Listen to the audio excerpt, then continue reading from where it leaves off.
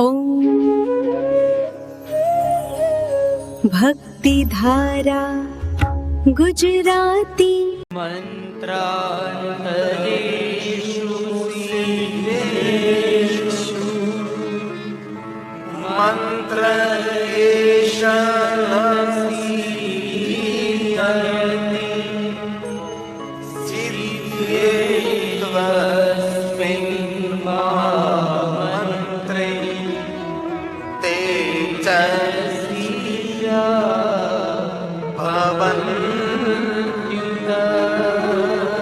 विष्णु जी ने कहा कि नारद इस पंचाक्षर मंत्र का आश्रय करो। हलता चलता बेचता उठता खाता पीता ऊँगता जागता घर में वन में शमशान में अपवित्र अवस्था में पवित्र अवस्था में आप निरंतर इस पंचाक्षर मंत्र का जाप करो। नारद सप्तकोटि महामंत्र है। इस दुनिया में 7 करोड़ महामंत्र हैं, लेकिन कोई 7 करोड़ महामंत्र का जाप नहीं कर सकते। लेकिन एक पंचाक्षर मंत्र का जाप करें तो 7 करोड़ महामंत्र की तुलना में है। और नारद कोई ग्रहों की पीड़ा है। बहुत लोग मानते हैं ना ग्रहों की पीड़ा, तो ग्रहों की पीड़ा में से मुक्त होने के लिए जिन ग्रह का मंत्र है इस मंत्र का जाप करना पड़ता है। तो हम नहीं कर सकते, तो मेरे आचार्यों के पास हम कराते हैं।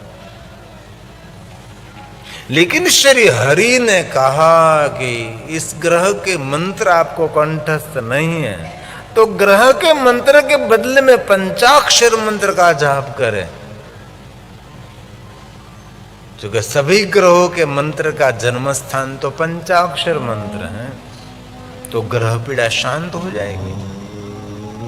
सभी मंत्रों का प्रागट्य स्थान है और एक पंचाक्षर मंत्र के जाप करने से दुनिया के सभी देवी देवताओं के मंत्र जाप का फल मिलता है। मेरे पास श्लोक के 7 प्रमाण है। मंत्रों की महिमा है, अलग अलग ध्वनि की महिमा है? लेकिन पंचाक्षर मंत्र की महिमा अनंत महिमा है। कभी ब्रह्मा जी मिलन तो पूछ लेना, ब्रह्मा जी अब किस मंत्र का जाप करते हैं? तो ब्रह्मा जी कहेंगे मैं पंचाक्षर मंत्र का जाप करता हूँ। कभी विष्णु जी मिले तो विष्णु को पूछ लीजिए, विष्णु जी जरा तो बताइए। कभी इंद्रदेव मिले तो उसको पूछ लीजिए, इंद्रदेव किस मंत्र का आश्रय करते हैं? वरुण देव मिले है ना। और कभी कोई सप्त ऋषि मिल जाए तो उसको पूछ लीजिए। और राम मिले तो राम को पूछ लीजिए, राम जी किस मंत्र का आश्रय किया? राम जी कहेंगे जपे पंचाक्षर। कभी बांके बिहारी द्वारकाधीश भगवान कन्हैया कृष्ण मिल जाए तो उसको पूछ लीजिए। और भगवान कृष्ण ने उपमन्यु को पूछा था, उपमन्यु जी मुझे कुछ मंत्र का मार्गदर्शन करे। तब उपमन्यु ऋषि ने कृष्ण को मंत्र का मार्गदर्शन किया था। तब उपमन्यु ऋषि ने कहा अन्य कठिन मंत्रों में जाने की कोई आवश्यकता नहीं है, आप पंचाक्षर मंत्र का जाप करें। द्वारकाधीश मिल जाए आपको कृष्ण तो उसको पूछ लीजिए किस मंत्र का आश्रय करते हैं? तो कहेंगे पंचाक्षर मंत्र, ओम नमः शिवाय मंत्र का जाप करते हैं।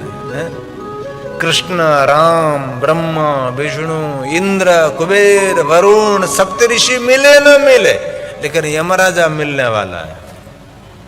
यमराजा को पूछ लीजिए कि यमराजा किस मंत्र का जाप करते? यमराजा कहेंगे मैं पंचाक्षर मंत्र का जाप करता हूं। कोई भी किसी को भी अरे महर्षि भगवान व्यास ने पंचाक्षर मंत्र का अनुष्ठान किया। इसलिए आप निरंतर पंचाक्षर मंत्र का जाप करें। नमः शिवाय उसको कहते पंचाक्षर, ओम नमः शिवाय उसको कहते षडाक्षर मंत्र। और हमारी सनातन की परंपरा है कोई भी मंत्र ओम के बिना अधूरा रहता है। अ, उ और म है ना। इस मंत्र का जाप करें, सर्व सिद्धि देने वाला पंचाक्षरम सर्व सिद्धि लभे नरः।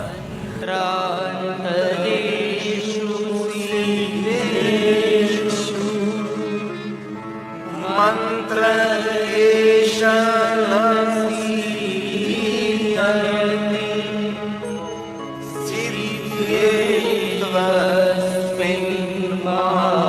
मंत्रे ते भवन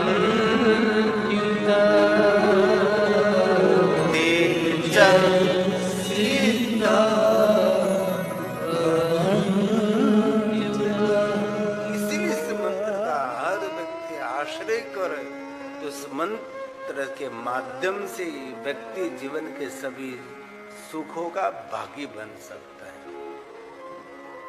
सप्तकोटि महामंत्र हैं इस दुनिया में, एक मंत्र नहीं 7 करोड़ महामंत्र हैं।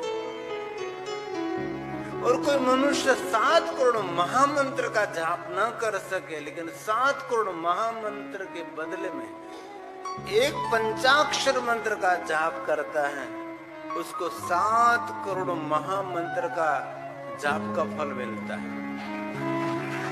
इसलिए मंत्र श्रेष्ठ शिव महा पर आधारित कहा। और ब्रह्मा जी के मन में संशय हुआ था, तराजू मंगाए, ये एक छाबड़े में 7 करोड़ महामंत्र का पुण्य रख दिया, ऐसी बात पुराणों में है। और दूसरी तराजू में एक पंचाक्षर मंत्र जाप का पुण्य रख दिया। ब्रह्मा जी ने तोला तो ये समान निकला। तब ब्रह्मा जी ने कह दिया कोई 7 करोड़ महामंत्र का जाप करे, जो फल मिलता है वो फल सिर्फ पंचाक्षर मंत्र के जाप करने से फल मिलता है। तब से ब्रह्मा जी निरंतर पंचाक्षर मंत्र का जाप करते हैं। और ये बात ब्रह्मा जी ने नारद जी को बताई थी कि नारद जी, मैं भी बहुत सारे मंत्रों में उलझा रहता था, कठिन कठिन मंत्रों का मैं प्रयोग करता रहता था, लेकिन स्वयं शिव ने कहा कि सप्तकोटि महामंत्र के बराबर एक पंचाक्षर मंत्र है। और मैंने शिव की बातों पर संशय किया। ब्रह्मा ने कहा मैं बुद्धि का देवता हूं, इसलिए मेरे मन में थोड़ा संशय हुआ, तो मैंने प्रयोग किया, तो मैं तराजू लाकर मैंने तुलन किया, तो 7 करोड़ महामंत्र के बराबर एक पंचाक्षर मंत्र है। तब से ब्रह्मा जी ने कहा मैं पंचाक्षर मंत्र का ही जाप करता हूं। ये मंत्र जाप करने का भी बहुत बड़ा विज्ञान है। पहले क्यों नहीं, आखिरी क्यों नहीं, दोनों के बीच और अंगूठा का सपोर्ट, ये भी एक बहुत बड़ा विज्ञान है। ऐसे मंत्र जाप करने से मन आपका शांत होगा। इसमें माला शास्त्र में रुद्राक्ष माला श्रेष्ठ माने जाती है। पूरी माला परंपरा है, काष्ठ की माला, तुलसी की माला, स्फटिक की माला, धातु की माला, बहुत सारी मालाओं का विधान है। इनमें सभी मालाओं में कोई श्रेष्ठ और मालाओं में राजा है तो रुद्राक्ष की माला है। इसलिए रुद्राक्ष की माला से जाप करना, और इतने व्यक्ति को संकुचित बना दिया कि शिव जी का मंत्र हो तो ही रुद्राक्ष की माला से जाप करे, अन्य कोई देवताओं का नहीं। अरे जन इतने क्यों संकुचित बनते हैं?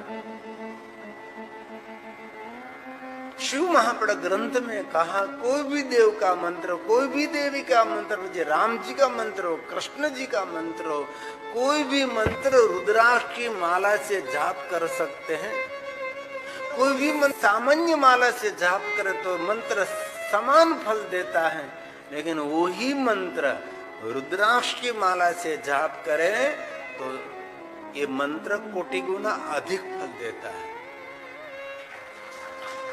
लेकिन ये भी कहा शिव महापड़ ग्रंथ में, एक माला धारण करें और दूसरी माला से जाप करें तो ये मंत्र 10 कोटि गुना फल देता है। इसलिए जो माला पहनते हैं इस माला से जाप नहीं करना चाहिए, और जो जाप करते इस माला कभी पहनने नहीं चाहिए। दोनों अलग रखने चाहिए। कई लोग जो माला पहनते उससे जाप करते, जो जाप करते वही पहन लेते, नहीं, गलत है। दोनों की ऊर्जा अलग रहती है। इसीलिए जो माला जाप करते हैं ये कभी दूसरों को देनी भी नहीं चाहिए। अपनी स्वतंत्र माला होनी चाहिए, अपना स्वतंत्र मंत्र होना चाहिए, अपना स्वतंत्र आसन होना चाहिए। ये बहुत बड़ी बात है साधना परंपरा में।